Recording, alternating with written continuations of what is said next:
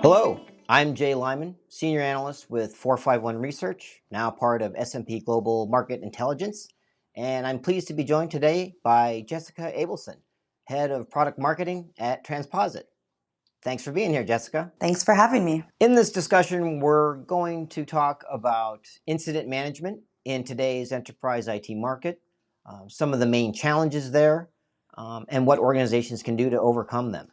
Jessica, would you like to start us off? Transposit delivers connected workflow for DevOps, and throughout the building process, we've been gathering feedback from CTOs, CIOs, SREs, and technical operations teams, and we've heard a resounding response. Incident management is broken, or at least not keeping up with the modern demands of DevOps. So Jay, I'd like to hear your perspective on the top 3 pains of incident management today. Well, I think a lot of it centers on new and emergent technology and models. Things like DevOps, collaboration between developers and IT ops teams for faster releases, more efficient IT management, and other benefits. And also cloud native, right? Containers, Kubernetes, serverless, service mesh. These technologies all sort of present a new or an added layer of complexity. So I think that's a big pain point. You've got a lot of different platforms, a lot of different tools. And now with DevOps, you're talking about different teams. And complexity is consistently ranked one of the top challenges of cloud native software in our Voice of the Enterprise DevOps survey.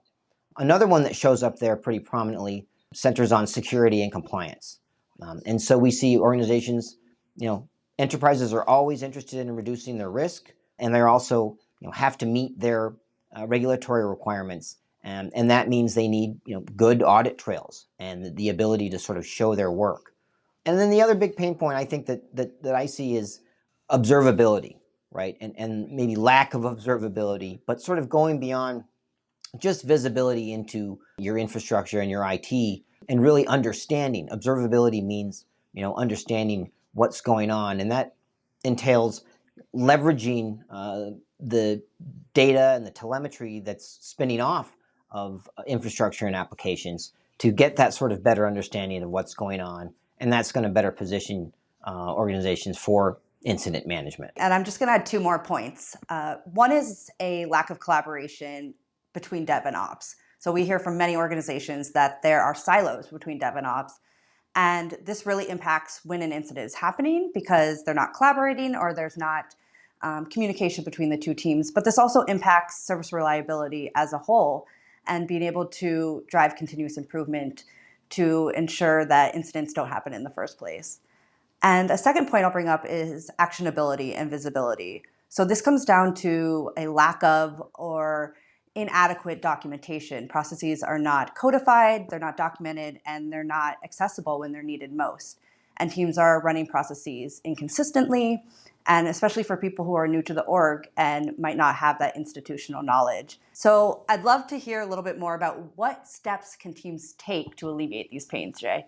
A lot of it centers on adopting an observability approach, right? Which means you're sort of leveraging the telemetry and the data that's spinning off of applications and infrastructure in today's market. And this, again, that can be very complex. But to get a handle on that, again, it's beyond visibility into applications and services and really about understanding what's going on with them and then sort of what are the next steps. So you sort of need to know what data to collect, how to correlate it, and who to send it to. But organizations are getting better at that, and we're seeing pretty broad adoption of observability as a way to address some of these pain points. The other thing is sort of the DevSecOps trend and the need to shift left, so to speak, and integrate security elements into your software releases earlier in the process, and thereby reduce risk. And this can also help, again, in sort of if you have a consistent audit trail to be able to meet compliance and regulatory requirements. And finally, automation. Things like auto remediation can really help to simplify things and allow the IT ops teams to focus on the things that they need to focus on, and still give software development teams the ability to tailor their platforms and their incident response processes the way they like it, but you're still sort of allowing them to focus on their work rather than some of the toil of context switching and not knowing which platform to use. And I'll add that, auto remediation, or what we call self-healing, is great for really predictable and known issues. And then we also believe that for incident response, you need to bring in what we call human-in-the-loop automation that enables automation to take on the predictable tasks like starting an incident, creating JIRA tickets, Zoom meetings, bringing people together, while bringing humans in to use judgment and data and context to make next decisions.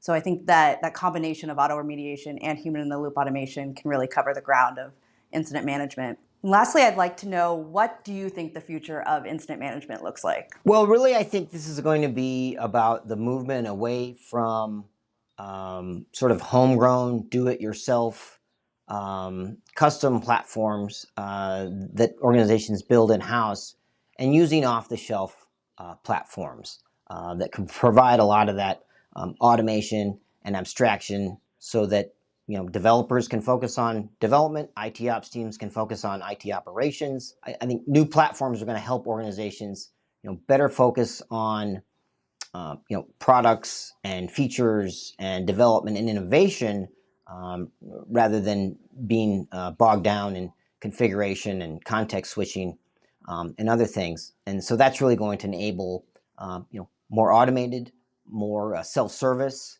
and a more effective incident response. In our State of DevOps Automation 2021 report, we found that a majority of teams, organizations are trying to hire SREs and really leaning into that, but there's also a high demand and lack of supply. And at the same time, we found that 40% of organizations have one or more full-time engineers just for automating incident response. So with a lot of glue code and building this in-house, it's just, it's very difficult for a lot of organizations. They just don't have the resources to do so. So what we recommend is buy for industry standards and build for the gaps.